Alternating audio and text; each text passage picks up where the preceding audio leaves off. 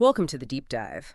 Today we're digging into the Lotusbee Market Digest from July 24th, 2025. Our goal?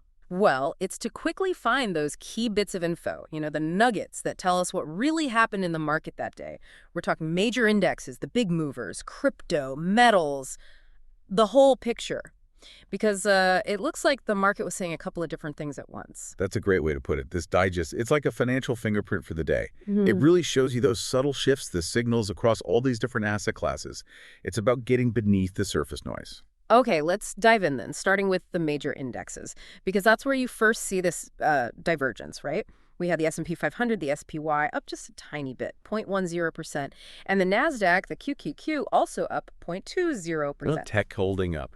But then look at the Dow Jones, the DIA, down 0.70%. Okay. Then the Russell 2000, IWM, small caps, down even more, a full 1.40%. So what does this split really tell us? About the market's mood? Is this like normal or something specific going on? Yeah, that's the key question. Divergence itself isn't exactly rare, but the extent of it here, especially with small caps falling that much, it really points to a very selective feeling among investors. It's not like everything's rising together.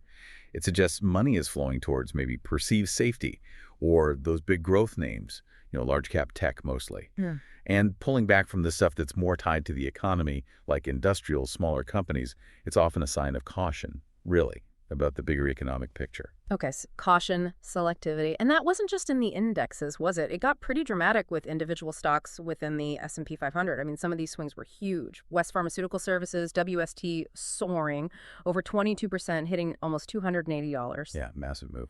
And then United Rentals, URI, up almost 9%. LabCorp, LH, up nearly 7%. Big gains.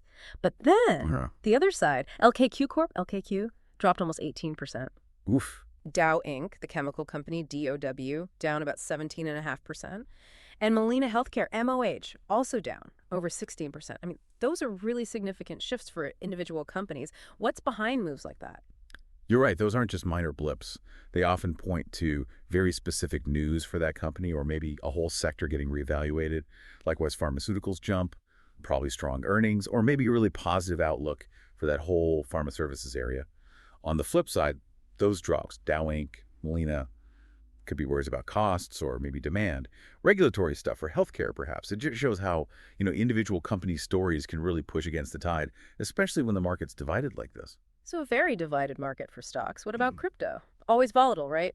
Bitcoin BTC was trading just under $120,000. The digest called it down modestly while it consolidates. Yeah, Bitcoin kind of catching its breath. But Ethereum, ETH, that's where the action seems to be lately. It kept rallying, pushed above $3,700. And what's fascinating is why. It seems clearly driven by ETF inflows, institutional money coming in. So the institutions are really warming up to ETH. Looks that way. It's classic demand driving price, big time.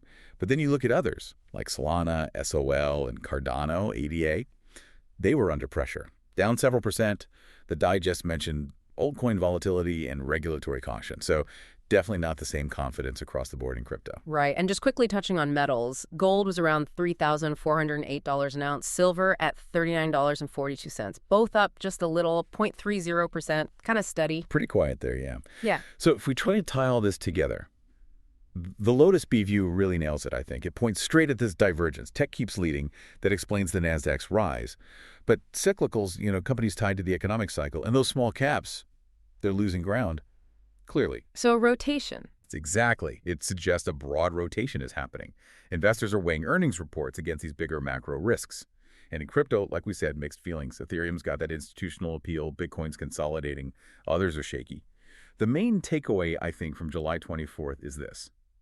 The market strength wasn't uniform at all.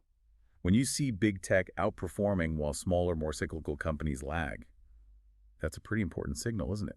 It tells you something about how investors feel about the broader economy. More caution, more rotation, less of a widespread boom.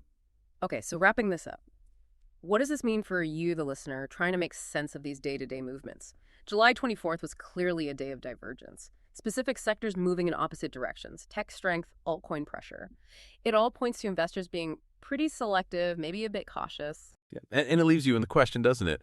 How can understanding these daily splits, these divergences, help you spot maybe bigger shifts coming down the line in the economy? And what signals are you going to watch for next? Signals that either confirm this sort of cautious rotation or maybe suggest sentiment is starting to change again? Something to think about.